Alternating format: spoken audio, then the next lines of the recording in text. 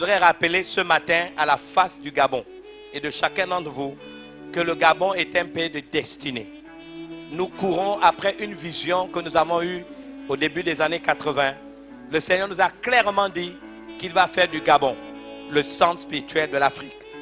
Et nous pouvons imaginer que toutes ces attaques des ordres de l'enfer ne sont pas anodins. La plupart des nations d'Afrique centrale, la plupart, sinon presque toute la totalité, ont connu l'instabilité politique, sociale, des guerres et des conflits armés récurrents.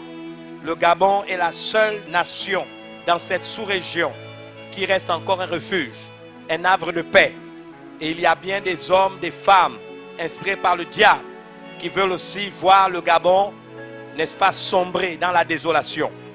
Mais je le dis, ils devront compter avec l'église du Dieu vivant. Ils devront compter avec les centaines de milliers d'intercesseurs qui se tiennent sur la brèche.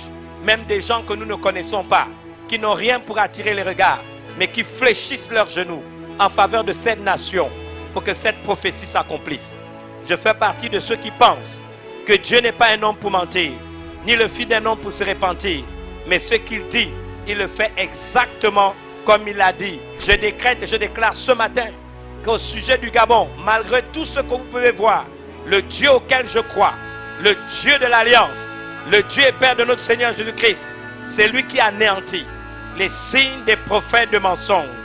C'est lui qui proclame insensés les devins. C'est lui qui fait reculer les sages. C'est lui qui tourne leur science en folie. C'est lui qui confirme la parole de son serviteur. C'est lui qui accomplit ce que prédisent ses envoyés.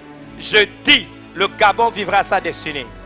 Je dis, il n'y a aucune puissance satanique qui pourra s'élever au-dessus de ce que Dieu a décidé. Je crois que la Bible déclare toute écriture est inspirée de Dieu.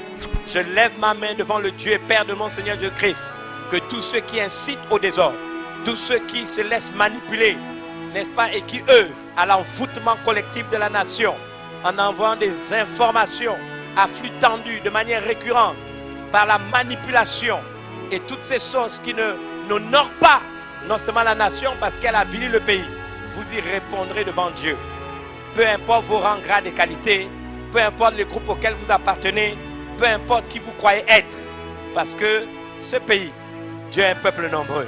Je défie toutes les puissances des sataniques réunies, que vous ne réussirez pas à ébranler les plans de paix et non de malheur que Dieu a pour cette nation. Je le décrète et je le déclare au nom de Jésus.